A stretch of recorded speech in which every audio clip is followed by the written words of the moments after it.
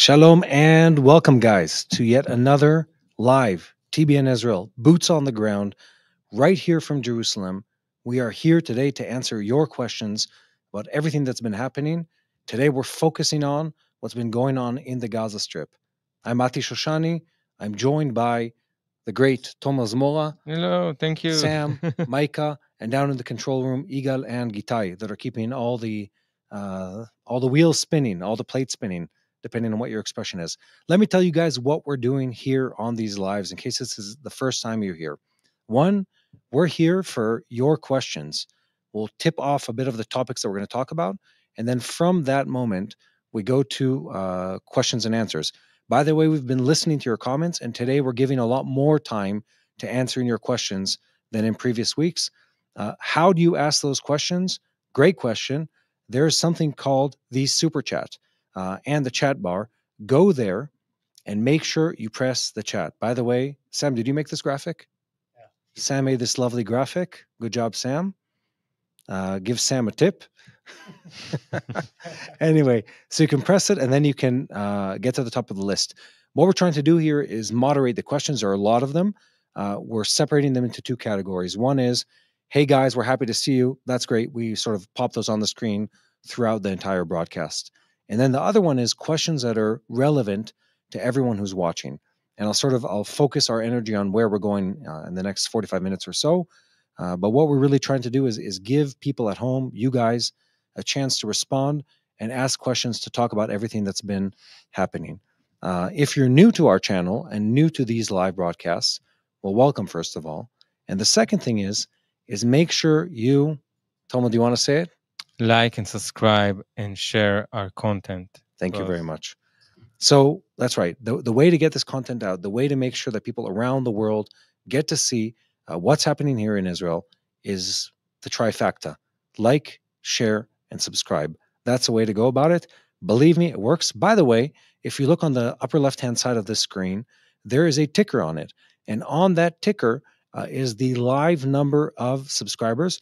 We tested it. It takes a couple minutes for your subscription to update. But while we were sitting here in the studio, we've gone up, I think it was 11 subscribers in the last couple minutes before the live even started. So help us get the message out. Help us share this.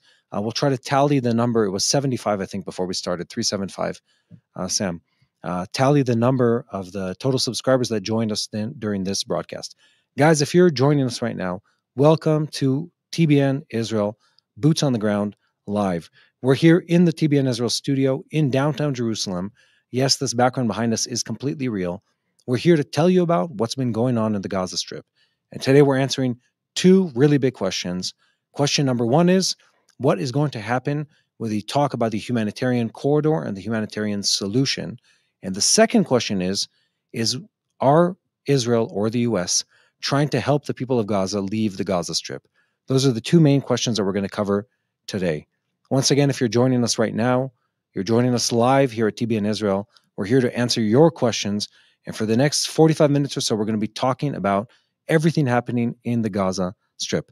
But before we get to that, let's remind ourselves of what happened in the last 48 hours. Really, two big meetings took place by the same people. The first one is President Donald J. Trump, and the second one is Prime Minister Netanyahu. They met in the White House, and they met for a very interesting series of meetings over the last couple of days throughout sort of the end of the weekend, or the beginning of the week, I guess, in the U.S. And what they talked about was many, many different things. But yesterday's meeting, or last night, I guess, for us, and yesterday in the afternoon for you watching in North America, yesterday's meeting was mostly about the Gaza Strip. President Trump, as usual, I guess, says, we're here to end this. We need to bring this to an end. We need to bring this to a resolution. And that's what they talked about. By the way, that meeting is very interesting in the sense that there was no press release after the meeting. There was no photo op after the meeting. It was all behind closed doors. It was at least 90 minutes long from what we know.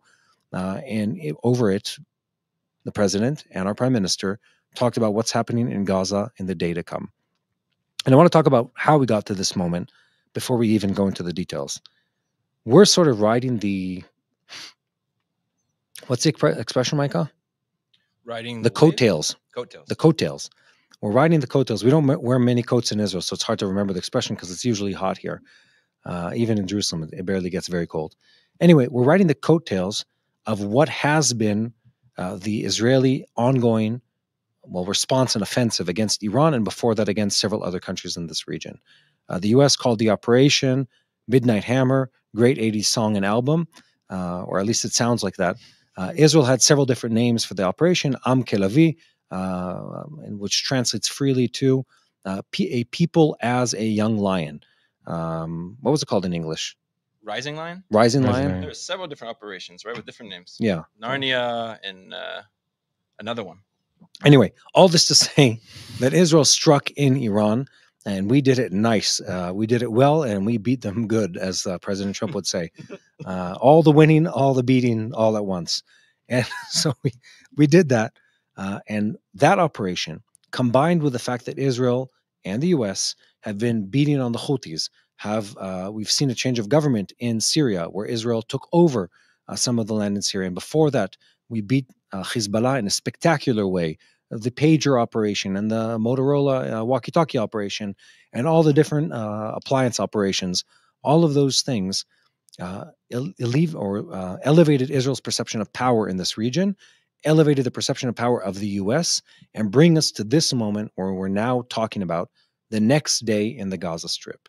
So to recap, we're going on multiple years now, 2 years almost, of ongoing operations in the Gaza Strip. Israel's fought on many of these seasons in 7 or 8 fronts at the same time.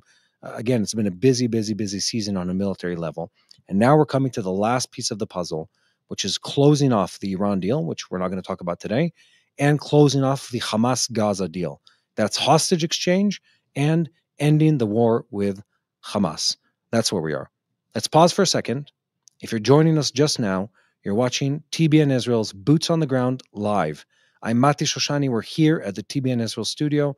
I'm joined by Tomer, by Micah, by Sam, by Gitai, and Igal down in the control room. And we're here to answer all your questions about what's happening in the Gaza Strip. And if you're just joining us now, make sure you like, you share, and you subscribe. And we have a new graphic for you today. You can do something called a super chat and make sure we don't miss your important question. Do you want to run that graphic? Look at all those beautiful graphics. So much animation. Perfect. So make sure you do that. Make sure we don't miss your question. By the way, you don't have to ask a question. You can just say hi and we'll pop it up on the screen as we've been doing since this broadcast started. And also help us keep growing the audience of this channel. We're at 1.488 million subscribers on the channel, which has been an amazing growth that we've seen.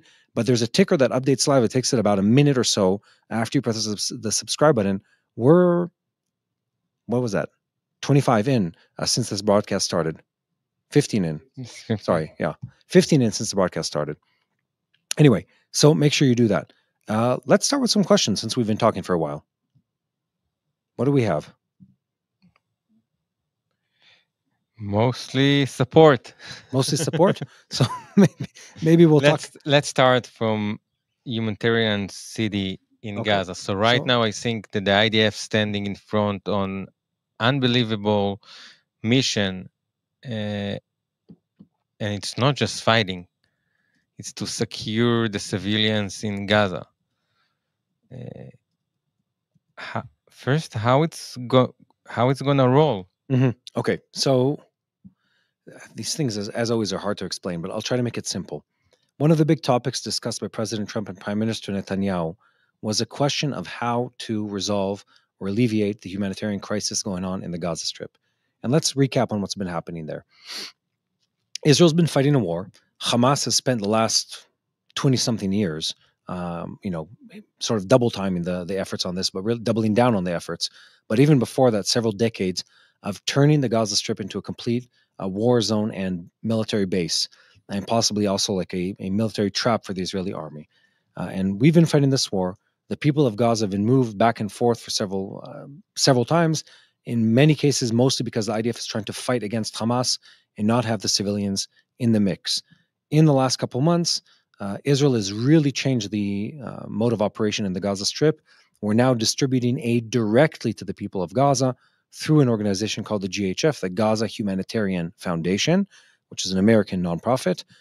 Israel is likely paying for at least a good portion of the aid that's being given out to the people of Gaza. That's at least what we're speculating, because we haven't heard otherwise. We like to say that it's supported by the Americans. Americans do support it. Support it. Yeah, I don't know what that means, but the Americans Nobody knows. Anyway, so that's happening, and in the meanwhile, there's been talk about creating sort of a humanitarian city in the Gaza Strip. And just to give you sort of a brief breakdown of this, the Israeli government is planning to build a significant humanitarian, let's call it involvement or engagement, called a humanitarian city in the southern part of the Gaza Strip. So close to, let's call it Philadelphia Corridor, which is close to the Gaza part of the Gaza Strip.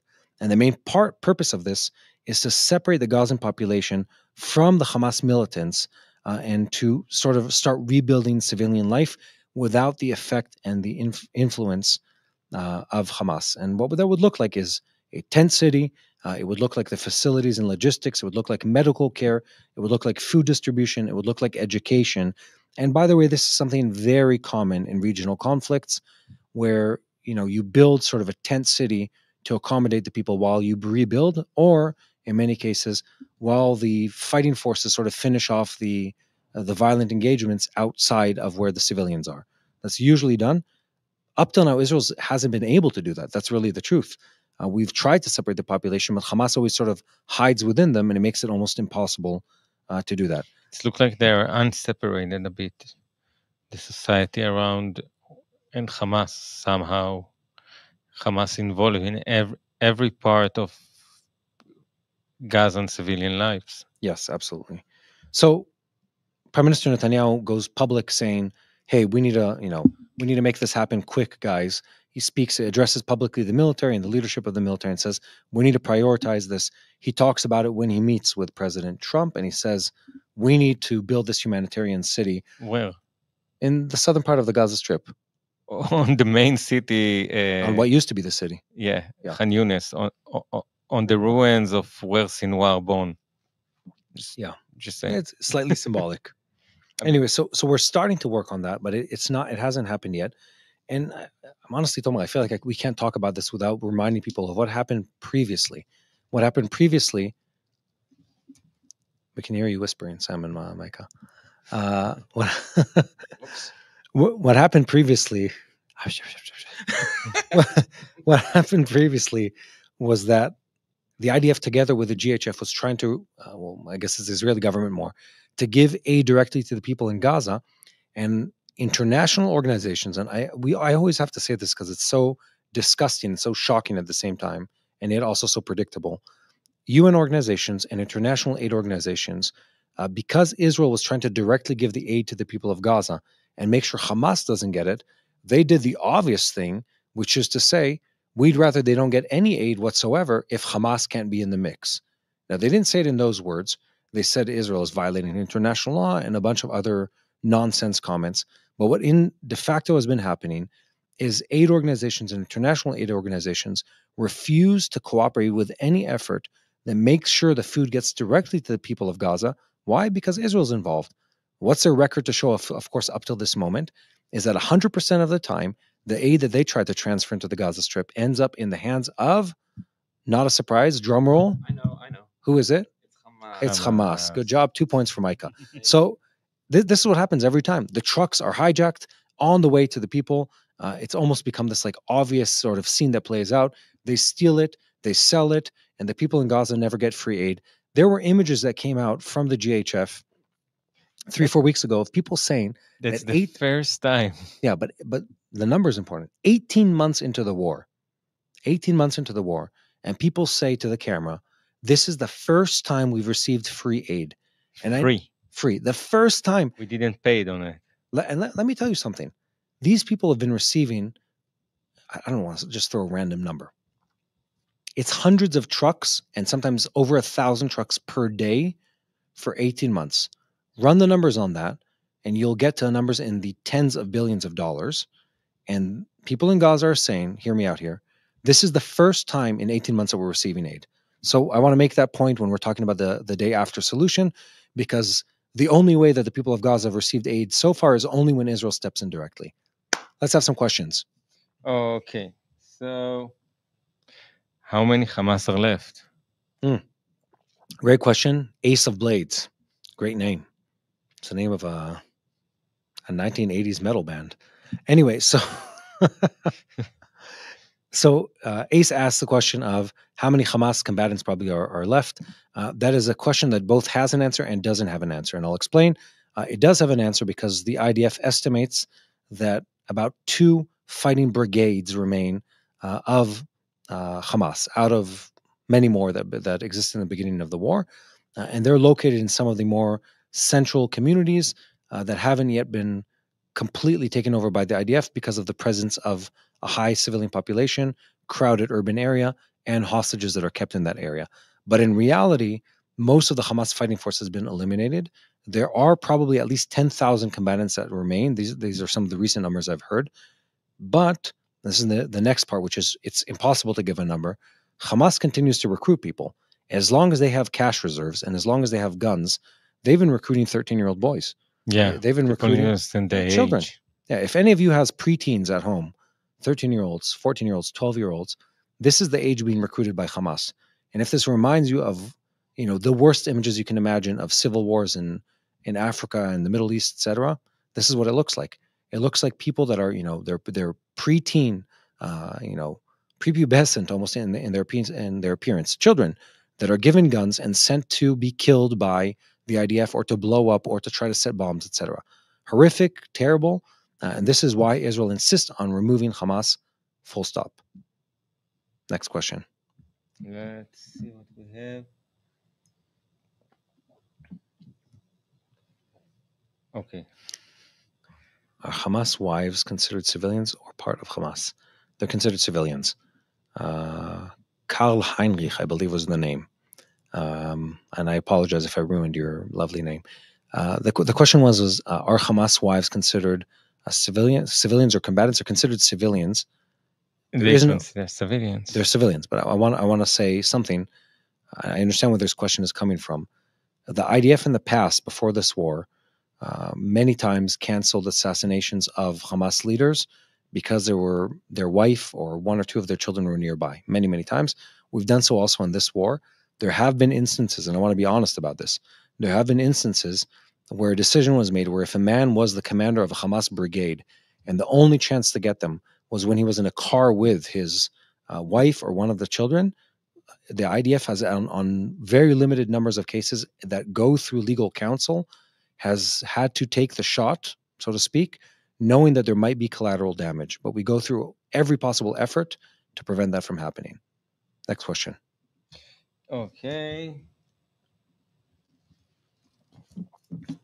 How are the people of Israel living each day?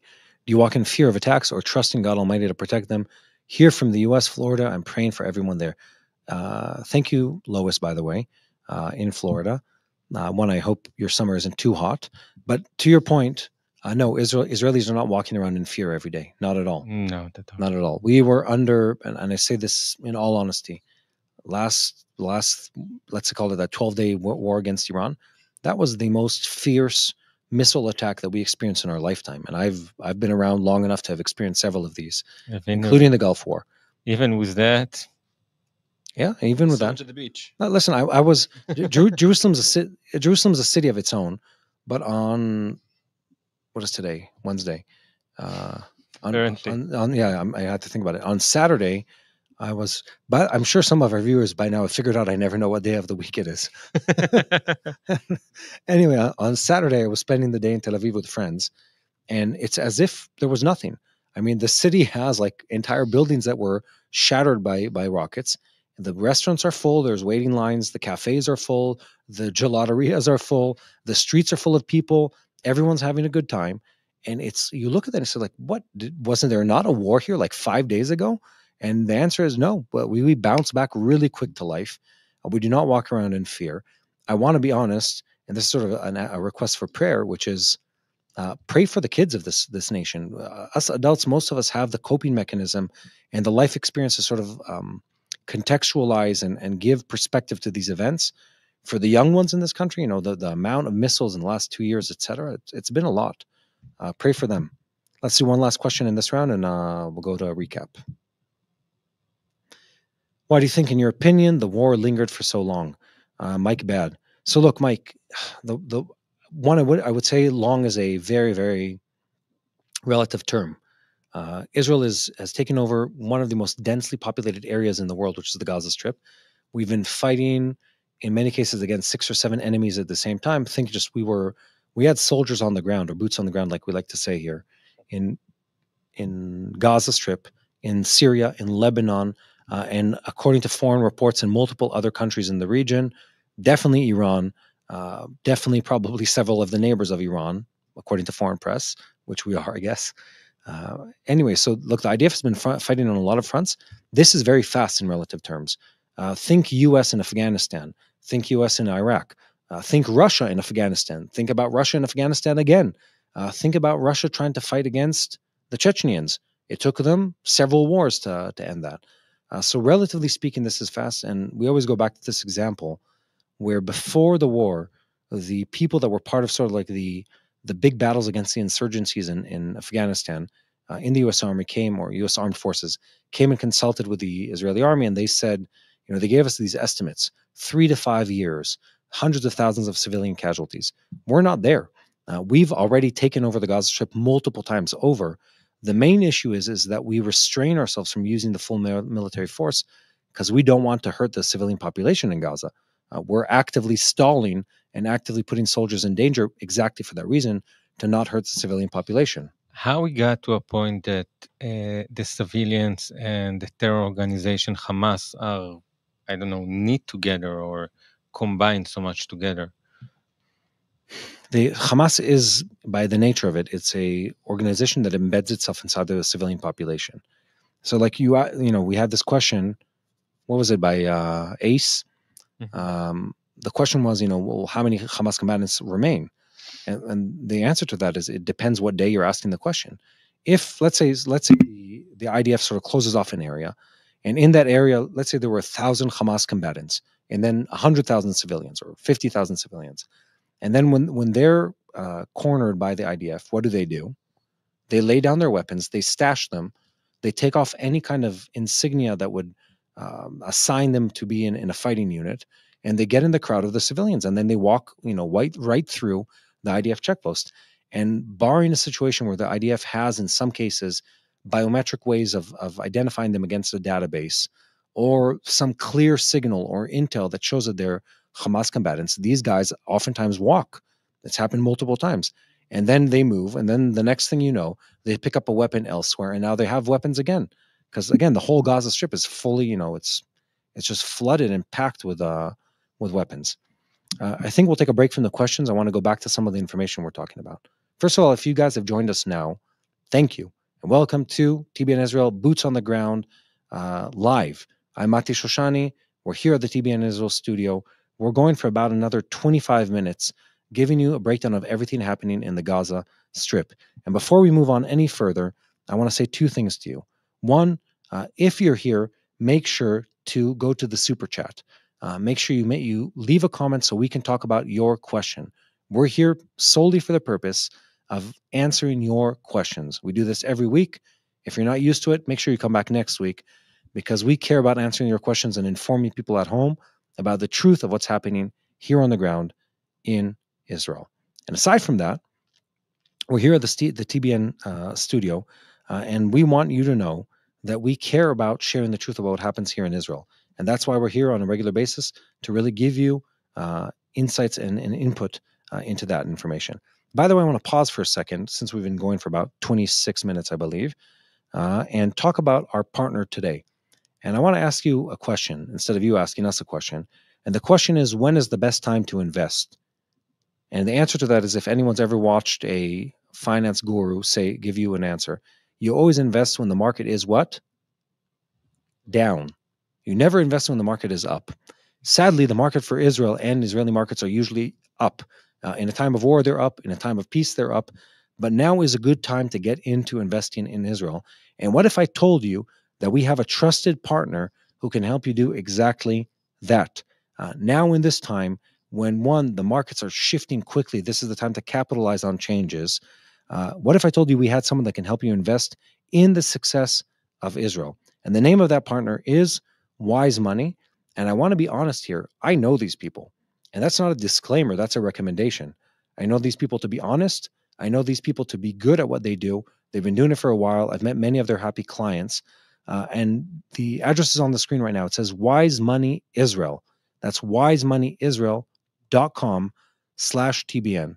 That last part is important, the /TBN, because that lets them know that we sent you there. And that in turn helps our channel.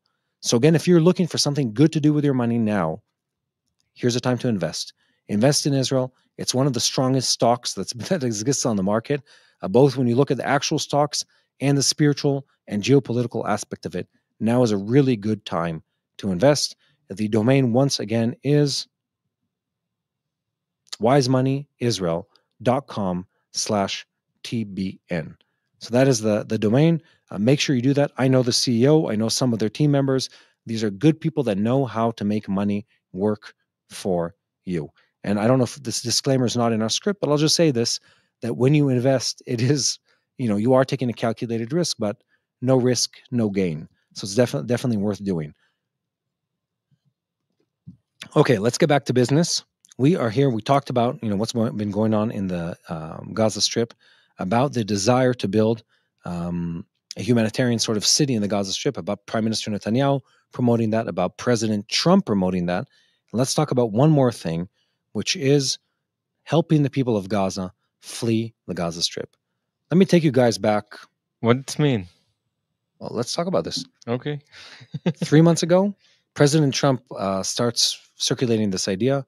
We're going to help the people of Gaza leave. Gaza is a bad place. Hamas are bad people.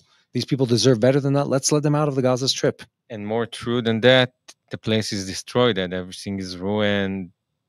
There is a massive amount of garbage everywhere. Yeah. It's not livable right now. It's not. And even with a humanitarian city, it's a rough place to be living right now. And Hamas doesn't make it any easier.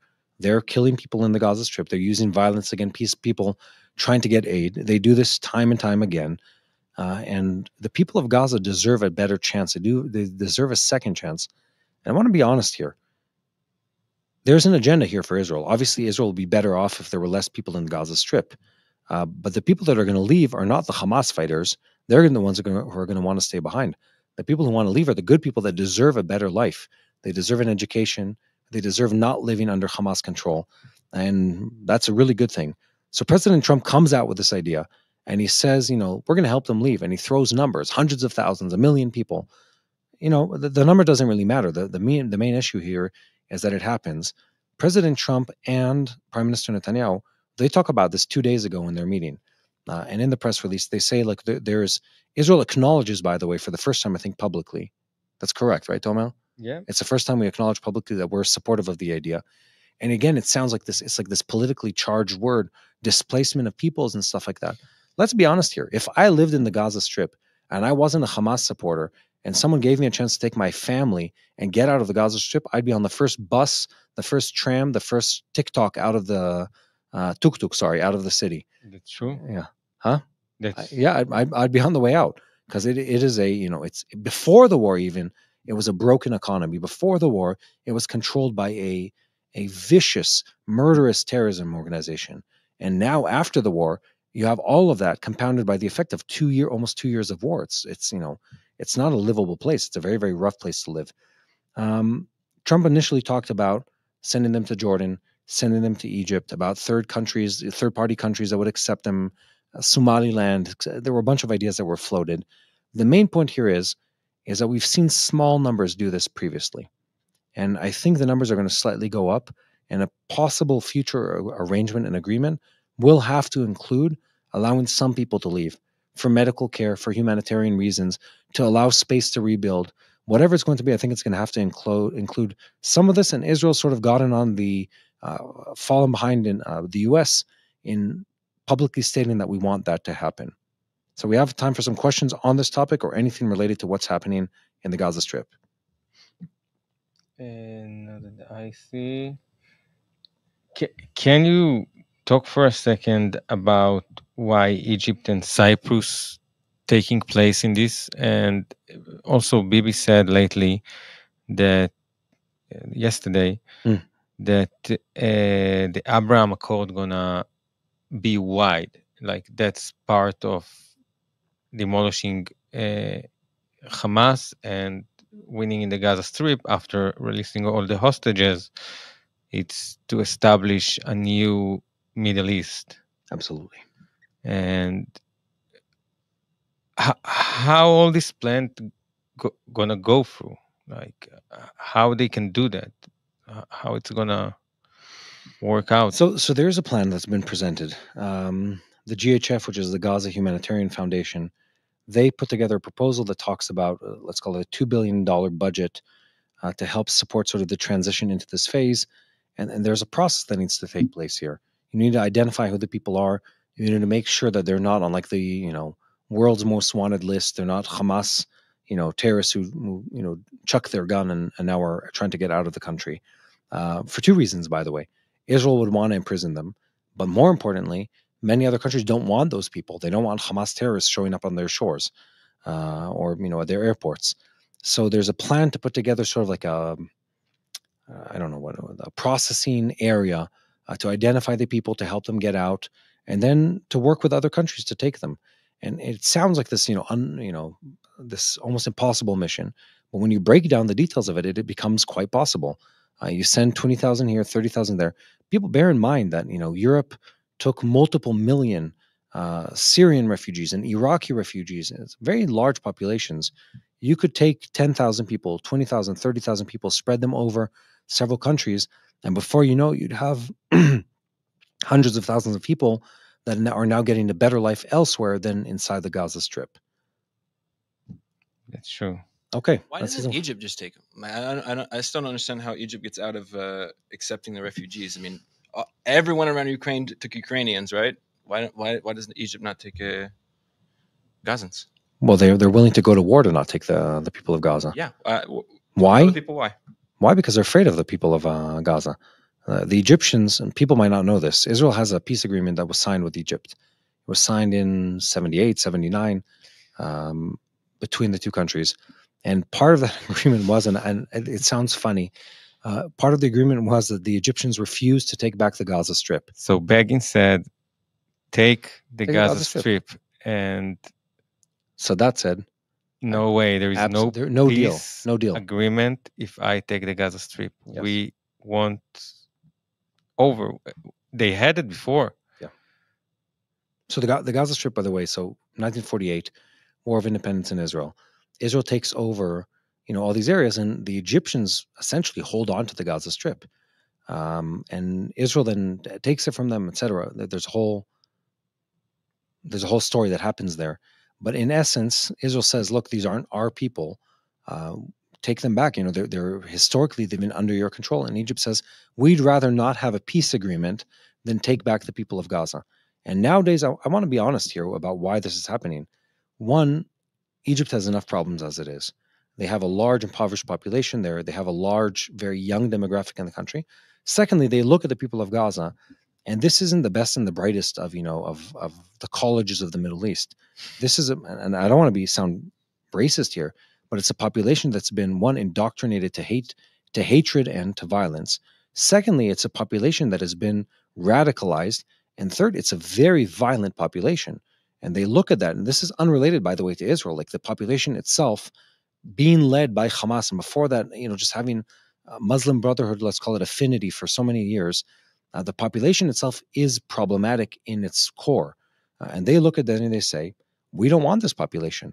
By the way, I think people don't know this. Some of the biggest displacements of the people of the Palestinians haven't been done by Israel. Other countries in this region are willing to do a lot of violence to get rid or to prevent the Palestinian population from staying in their country. People forget this. Late 70s, the late King Hussein of Jordan, he goes to full war against the nests of terrorism in the Jordan Valley, killing, I'm trying to think how many it was. It's thousands, but expelling tens of thousands of Palestinians from the Jordan Valley. He did that after their slight mishap in which they tried to assassinate him. So it's understandable why he was upset.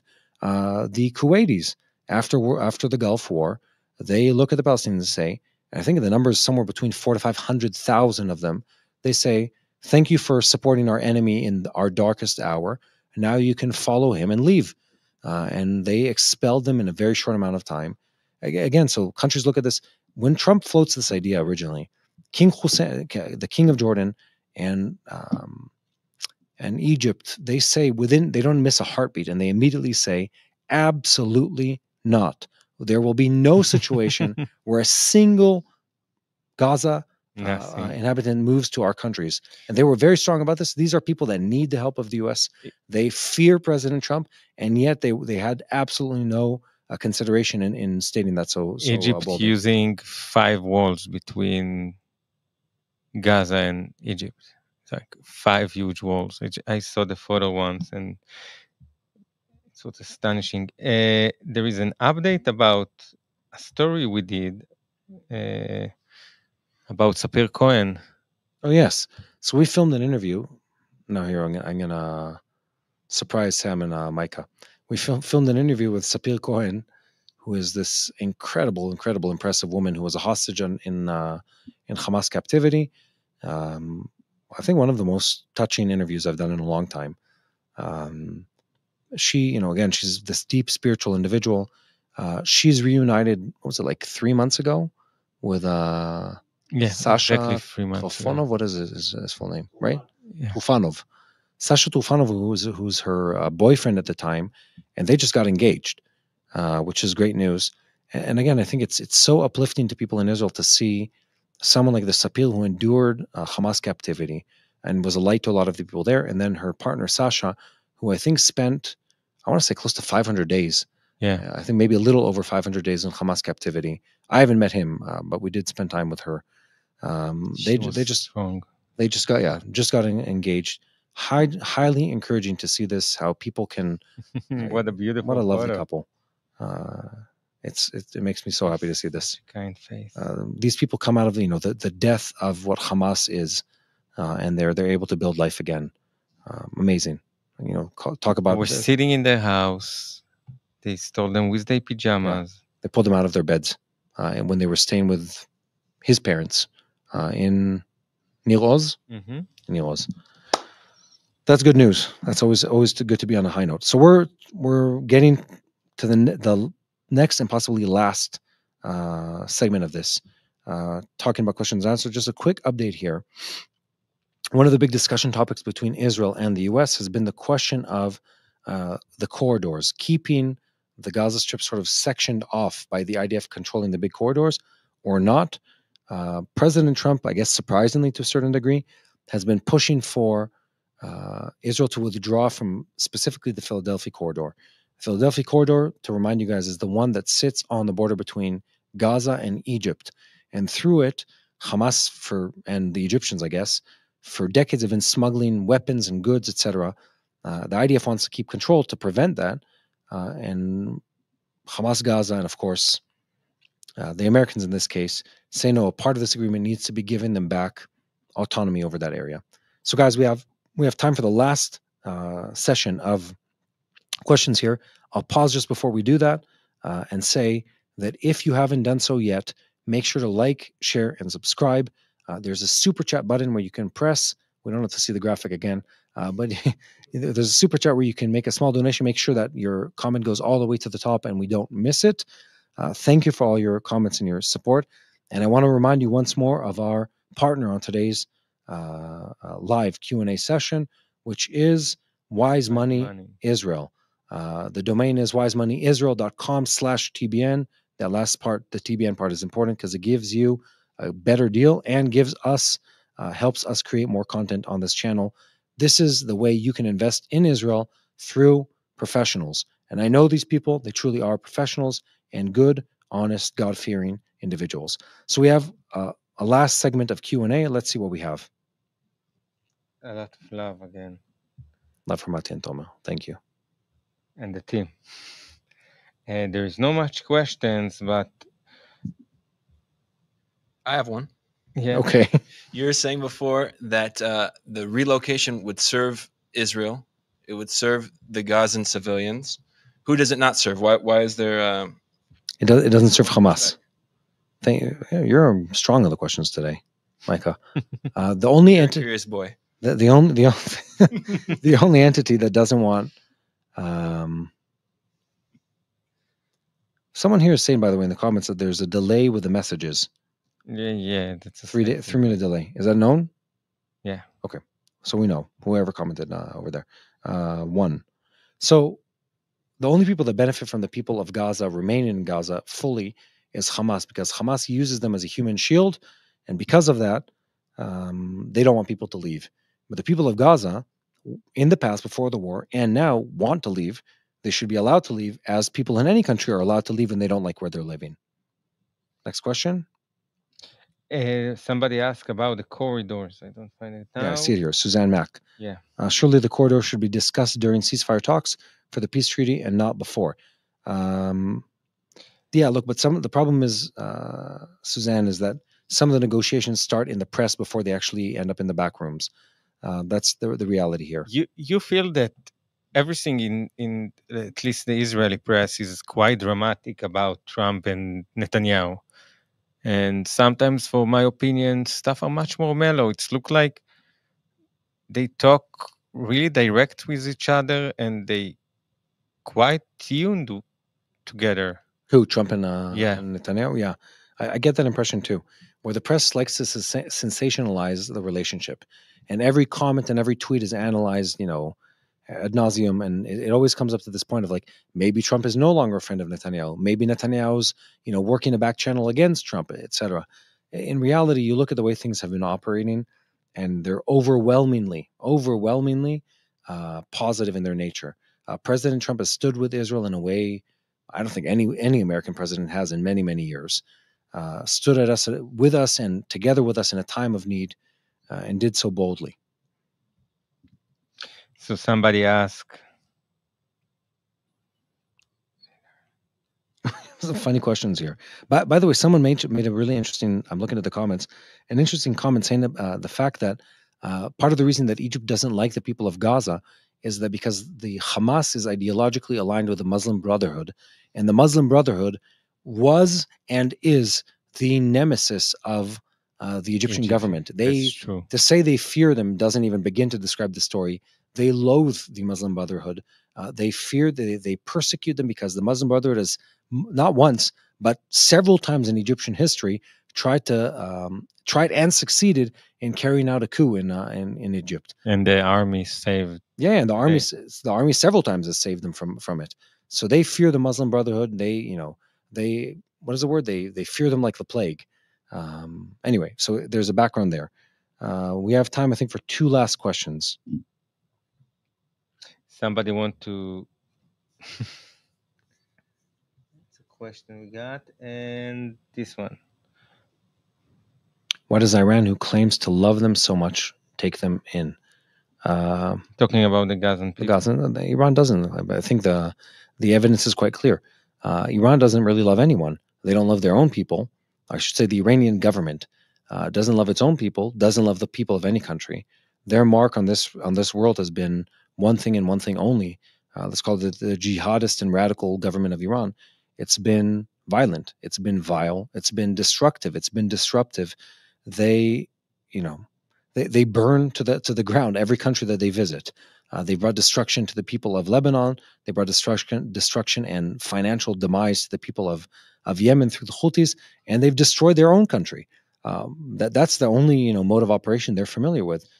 Even now in Lebanon, you hear Hezbollah people saying the fight of Gaza, it's not our fight. The Hezbollah people said, yeah, Hezbollah, who's an ally of Iran, immediately when the strikes on Iran started, they said, no, we're good guys. We have no beef with Israel. Let's just move on. Business as usual. No need to talk about what's happening in Iran right now because we're done. And it's a good thing that they figured it out. When the people of Gaza try to escape, how do they escape and where? Here's an interesting question. Someone asks, Momo Not Ever, interesting name. He says, Australia took some people from Gaza as refugees. Now Australia is having an extreme anti-Semitism problem. Do you think Australia did the right thing? I don't know the exact numbers or stats about the anti-Semitism in Australia. I'd say there's a resurgence of anti-Semitism globally. And having radical Muslim populations usually contributes to that rather than detracts from that. To say it simply, the same problem is happening in Europe. But again, saying that anti-Semitism came to Europe through the Muslim immigrants is a gross simplification of a problem that's been, 2,000 years old in Europe. So I think it just enhances an existing problem. Yes, One last question, I believe. is quite on a bad here. Let's see. Do you think Hamas will interfere with the rebuilding of the Gaza Strip? Absolutely, in every way possible. That's why Hamas can't be left in control of the Gaza Strip. There's no question about it. Hamas is an organization that promotes death and destruction. They don't have another agenda. There is no day where they say, we finished fighting Israel, let's create a lovely existence for our people. That's not in their DNA. Their DNA is destruction. Their DNA is radicalism. It's hatred. It's death. They've only known how to do that, and that's always the way they operate. And the same applies for the Houthis. The same applies to Hezbollah. The same applies to the Iranian Islamic radical government. There's nothing different. Hamas needs to be permanently removed. Gary Steele. Yes, that is correct, and that is what Israel is trying to do. That is what we're trying to do. So let me wrap this up. One, thank you for being with us, guys. And two, the next couple weeks, I think it's going to be a while before we see things really materialize, are going to be dramatic for the people of Gaza. My prayer, my hope is that this series of events culminates in the fact that we replace the government of Hamas in the Gaza Strip and start rebuilding Gaza, and God willing, allow at least some of those people to live a better life elsewhere, because it's going to be a while before the Gaza Strip looks nice again. And it's going to be a while before Hamas leaves willingly. But our first mission is to bring our hostages back home. Absolutely. Our first mission was and is to bring our hostages back home. That's a prayer of every Israeli, young and old, is to see them return home. Thank you guys for being with us for this live. Make sure you like, share, and subscribe if you haven't done so far. It means the world to us. It really helps us get the message out. And God bless you all from here in Jerusalem, for myself, Mati Shoshani, and the TBN Israel team, Tomer, Sam, and Micah, and Gitai and Igal down in the control room. Have a wonderful day, guys. Huh? Something like 15 new subscribers. 50? 15. No, not 15. 50. 50 new subscribers during this broadcast. That's not bad for 40 minutes. Yeah. Thanks, guys, and God bless you all.